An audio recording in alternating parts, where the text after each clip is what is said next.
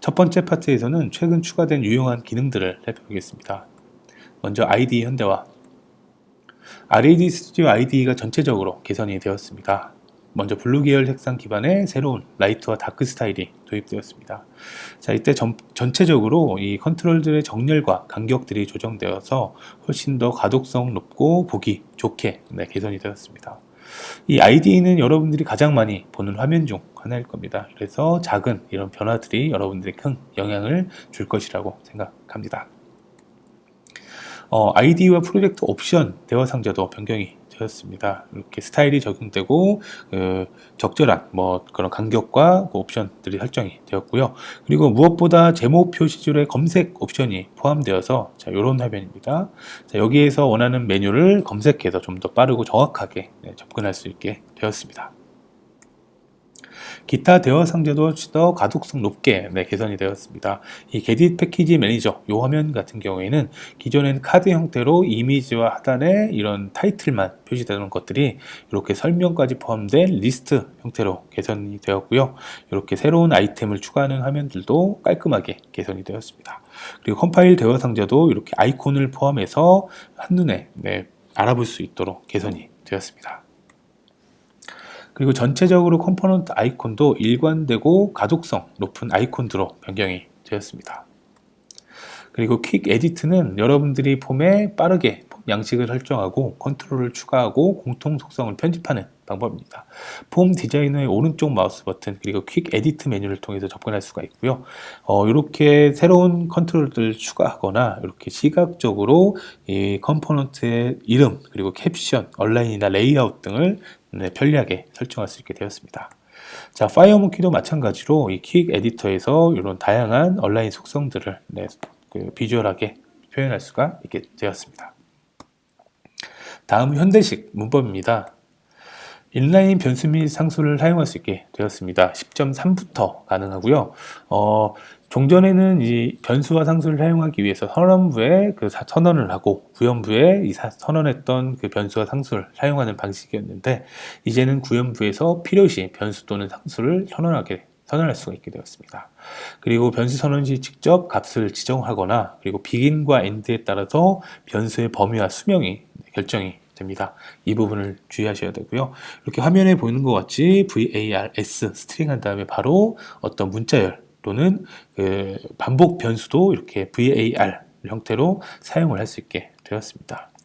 그리고 일부 데이터 타입 같은 경우에는 이런 데이터 타입을 생략하는 타입 유추 기능이 가능합니다. I 같은 경우에는 22인 숫자를 입력했기 때문에 인티저로, 헬로 월드는 스트링으로, 그리고 제너릭 같은 T 딕셔너리 인티저 스트링 같은 경우에는 여기서부터 여기까지가 데이터 타입인데 이 부분을 생략함으로써 훨씬 더 가독성 높게 더 짧게 코드를 작성할 수 있게 되었습니다. 자, 그러면은 데모를 통해서 살펴보도록 하겠습니다.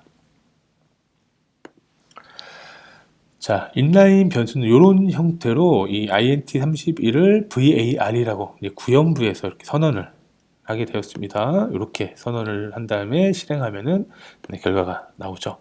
자, 그리고 이렇게 비긴과 엔드 사이에 이렇게 변수를 선언한 경우에는 이 비긴과 엔드를 벗어난 곳에서 사용하면은 오류가 발생을 할 수 있으니 주의하시길 바라고요.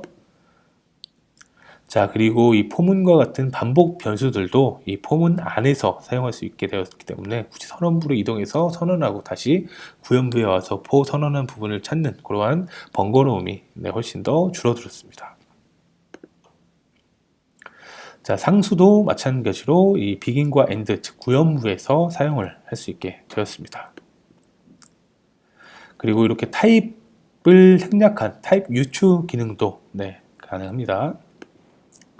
자, 이런 타입 유추 같은 경우에는 제너릭과 같이 타입이 긴 경우 훨씬 더 가독성 높게 짧은 코드로 작성할 수 있게 되겠죠. 이런 형태의 타입 유추 기능도 잘 활용하실 수 있습니다.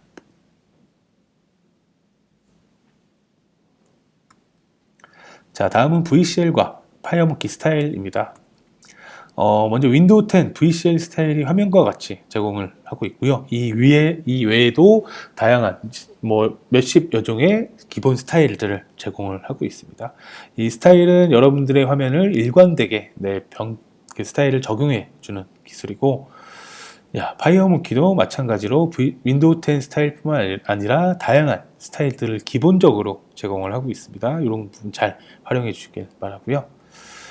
그리고 이제 파이어모키 같은 경우에는 그 UI 템플릿을 제공을 하고 있습니다. 화면에 보시는 것 같이 아주 멋지고 깔끔한 UI에 대한 템플릿 프로젝트를 제공하기 때문에 이런 템플릿을 활용해서 여러분들의 화면도 아주 멋지게 사용할 수가 있습니다. 이 템플릿을 가져와서 여러분들의 입맛에 맞게 편집해서 사용하는 것들도 추천드립니다. 자, 이 UI 템플릿 같은 경우에는 게디 패키지 매니저에서 이 스크린스 등과 같이 템플릿을 조회를 하게 되면은 이렇게 6가지를 3가지 타입의 그 템플릿으로 제공을 하고 있습니다. 그러니까 잘 활용을 하시면 좋겠습니다. 자, 서드파티 영역에서도 다양한 스타일을 제공을 하고 있습니다. delphistyles.com에 들어가 보시면은 다양한 VCL과 파이어모키 스타일을 확인하시고 유료로 구입해서 사용할 수 있습니다. 자, 그리고 하이 DPI 지원. 자, 윈도우, 즉 VCL에서 하이 DPI를 지원하는 이미지 리스트를 제공을 하고 있습니다. T 이미지 컬렉션과 T 버추얼 이미지 리스트 2개의 새로운 컴포넌트를 통해서 제공을 하고 있습니다. T 버추얼 이미지 리스트 같은 경우에는 기존의 T 이미지 리스트와 호환하는 그러한 인터페이스를 통일하는 그러한 기능을 하게 되고요. T 이미지 컬렉션에서는 다양한 해상도의 이미지를 추가를 한 다음에 그 T 버추얼 이미지 리스트에서 T 이미지 컬렉션을 선택해서 사용을 하게 됩니다. 자, 기존의 이 T 이미지 리스트와 호환되고요. 그리고 기존의 T 이미지 리스트를 이 2가지 컴포넌트로 마이그레이션하는 옵션들도 제공을 하고 있습니다. 자, 요거는 데모로 함께 살펴보겠습니다. 자, 먼저 이미지 컬렉션을 더블 클릭하면은 이미지 컬렉션 에디터라고 표시가 되죠. 이 동일한 이미지를 다양한 해상도로 여러분들이 등록을 하게 되면은 각각의 적절한 해상도에 맞는 그 아이콘들을 화면에 표시를 할 수가 있게 되었습니다. 자, 이 버추얼 이미지 리스트 같은 경우에는 이미지 컬렉션을 선택하고 기존의 T 이미지 리스트와 동일한 인터페이스를 제공을 하고 있습니다. 자, 요거는 화면을 출력해서 보겠습니다. 자, 지금은 종전의 T 이미지 리스트가 적용되어 있습니다. 툴바와 버튼에 이미지가 적용이 되어 있고요. 스케일을 확대하면은 이 아이콘은 그대로 있는 걸 확인할 수 있죠. 자, 대신에 이 이미지 리스트를 T 버추얼 이미지 리스트로 편집을 하게 되면은 이렇게 스케일을 키울 때마다 적절한 이미지 크기로 이 이미지를 표현할 수가 있게 되었습니다. 자, 최근에는 이 윈도우즈에서 기본적으로 이런 스케일을 조정하는 기능들을 제공을 하고 있기 때문에 이런 작은 그 기능들로 여러분들의 고객들에게 훨씬 더 큰 만족도를 줄 수가 있을 것입니다. 자, 그리고 조금 전에 보여드렸던 것 같이 버튼과 그런 그 캡션들의 글자 크기를 조정하는 것들도 이 프로젝트 옵션에서 이 DPI Awareness라는 항목을 선택하셔서 편집을 할 수가 있습니다. 지금 파워 모니터 버전 2까지 지원을 하고 있고요. 이 모니터 2 버전 2 같은 경우에는 최근 윈도우즈 10에서 적용된 최신 기술로 RAID 스튜디오가 발빠르게 적용을 하고 있습니다. 자, 다음은 리눅스 지원입니다. 10.2 도쿄부터 이제 리눅스를 개발할 수 있게 되었습니다. 우선 리눅스 64비트에 4비트 서버에 집중을 하게 되었고요. 공식적으로는 우분투 16 버전과 레드햇 엔터프라이즈 7 버전을 지원하고 있고 아마 대부분의 배포판에서도 작동할 것으로 예상됩니다. 그리고 서버 사이드 기술만 우선은 제공을 하고 있습니다. 리눅스 컴파일러는 LLVM 기술을 이용을 했고요. 자, 그리고 리눅스의 RTL 기능들을 그대로 기존에 사용했던 런타임 라이브러리를 그대로 사용을 할 수가 있기 때문에 종전에 작성했던 그 VCL 코드 등 중에서도 RTL 기능들은 리눅스에서도 대부분 사용을 할 수가 있게 되었습니다.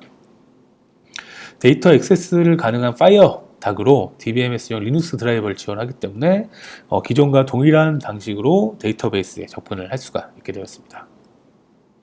자, 인터넷 클라이언트와 서버 기능들도 제공하고 있고요.